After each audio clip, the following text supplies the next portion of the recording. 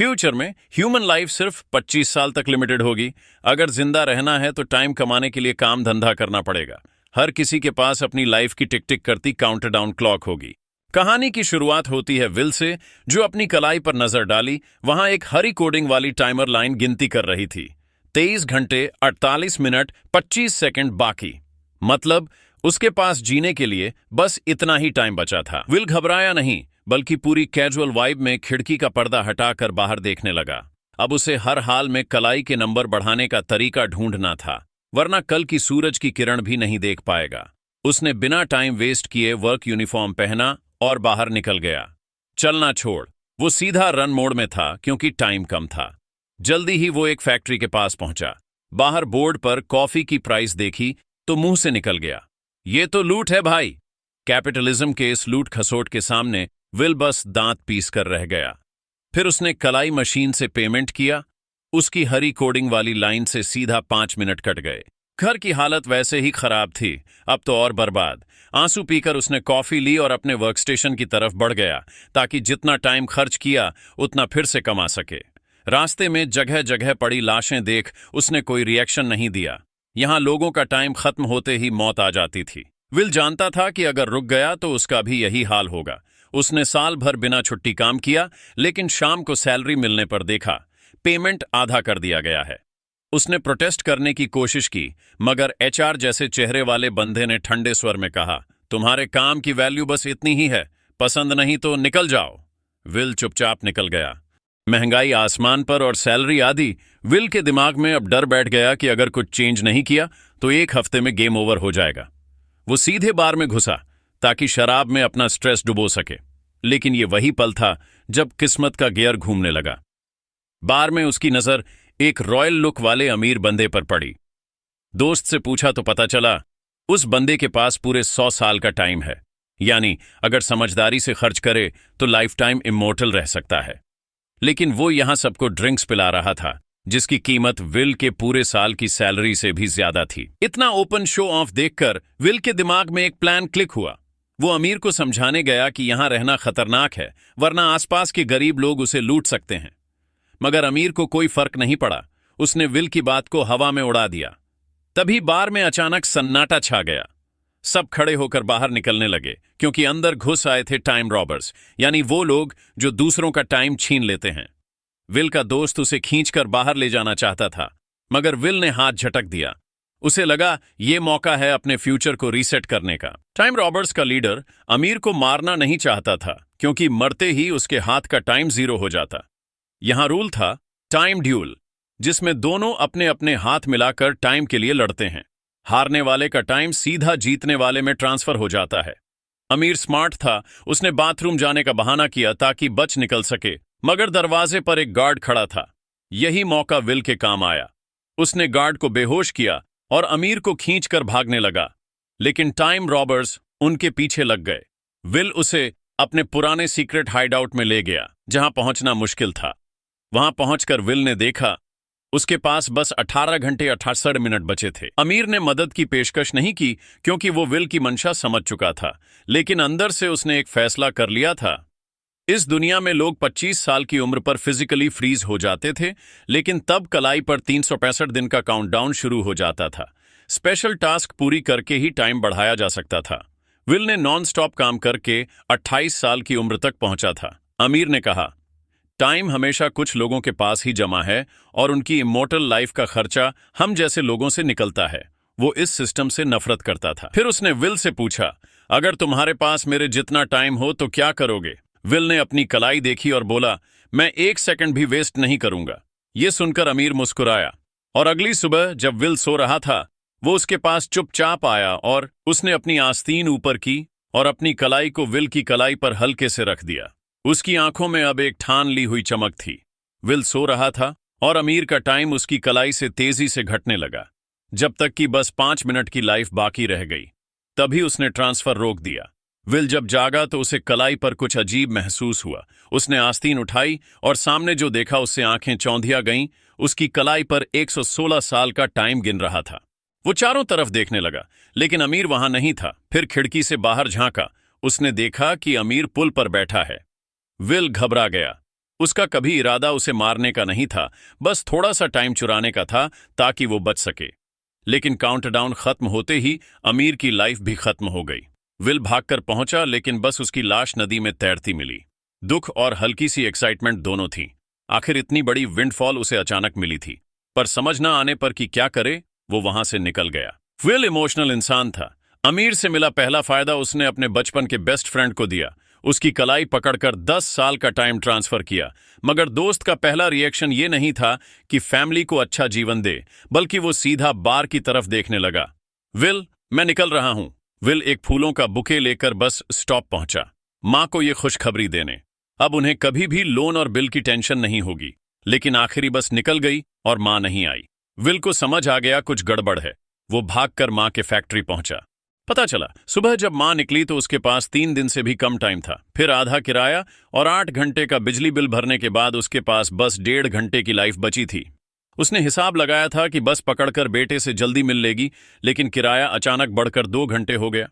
मां ने ड्राइवर से रिक्वेस्ट की, पैसेंजर्स से भी टाइम उधार मांगा, किसी ने मदद नहीं की।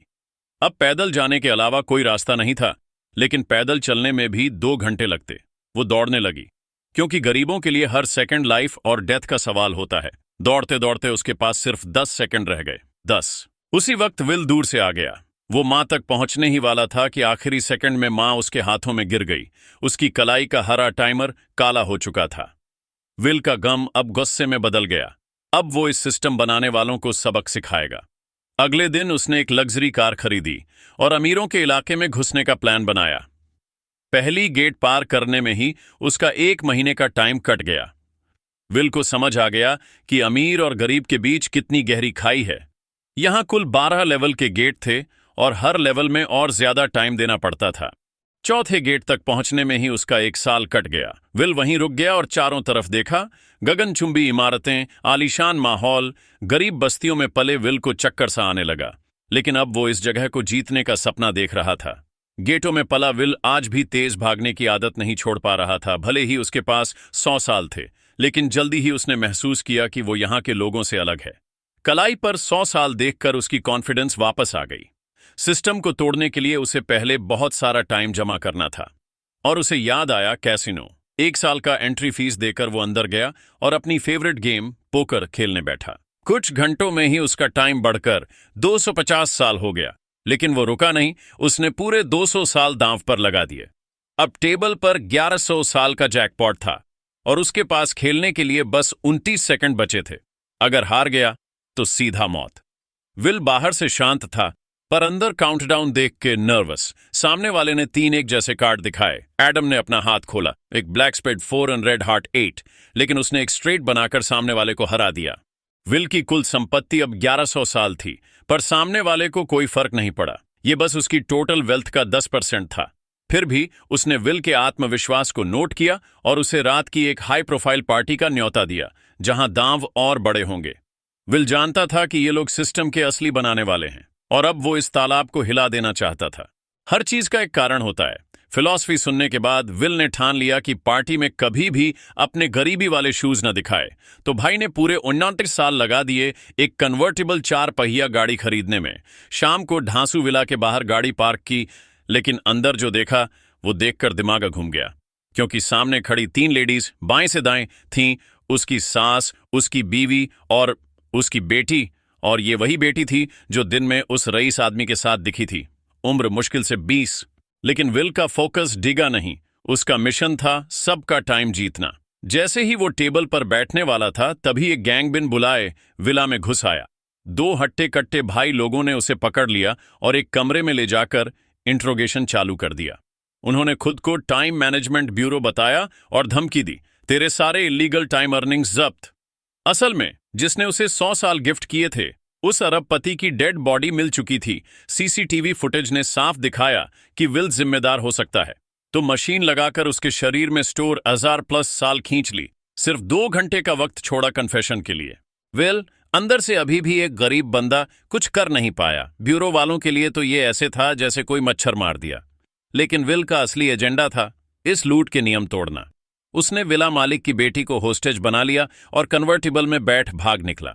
सुबह सुबह दोनों 12वें डिस्ट्रिक्ट पहुंच गए, जहां थोड़ी सेफ्टी थी। लेकिन गरीब इलाकों में कोई रूल्स नहीं। एक छोटे से रोड ब्लॉक ने उसकी 29 साल की गाड़ी को कबाड़ बना दिया। ये सेटअप टाइम थीफ गैंग ने किया था।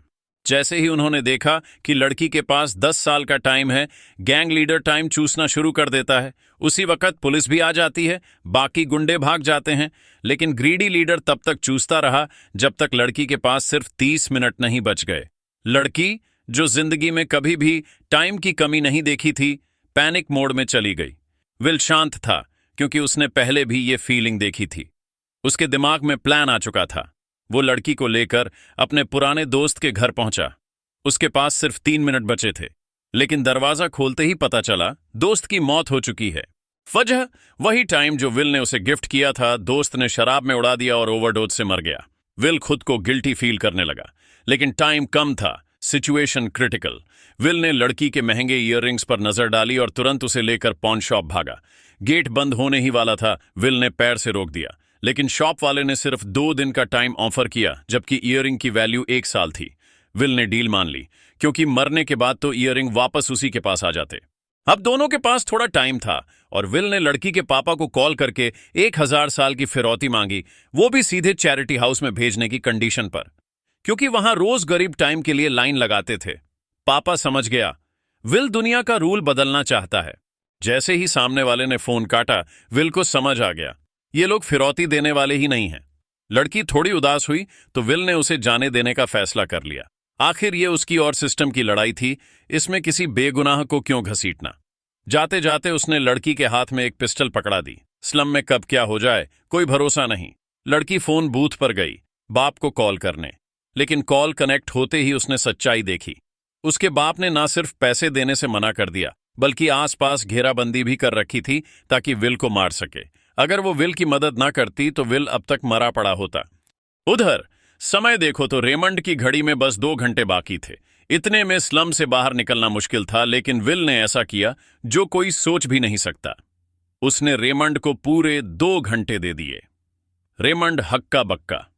भाई उसे यहीं छोड़कर मरने दे सकता था, लेकिन नहीं। विल उसकी पुलिस कार लेकर निकल पड़ा, बस इसलिए कि उसे अपने जमीर का बोझ न लगे। रेमंड जैसे तैसे बाहर निकला। उसके आदमियों ने देखा तो टाइम बढ़ चुका था, लेकिन रेमंड ने कुछ कहा नहीं। इधर अमांडा ने घर लौटने का ख्याल छोड़ दिया। अब गुस्सा उतारना था। उसने विल को अपने बाप के बैंक में कार ठोकने को कहा और दोनों बॉनी क्लाइड बनकर बैंक के टाइम वॉल्ट को साफ कर गए। जाते जाते वहां के लोगों में टाइम भी बांट दिया।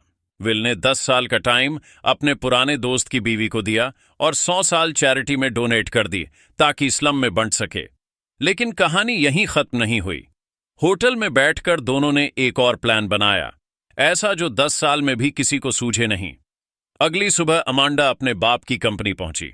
बाप सामने आया तो उसने गन नीचे कर दी, लेकिन तभी सिक्योरिटी में घुसा विल कूद पड़ा और गन बाप के सिर पर रख दी।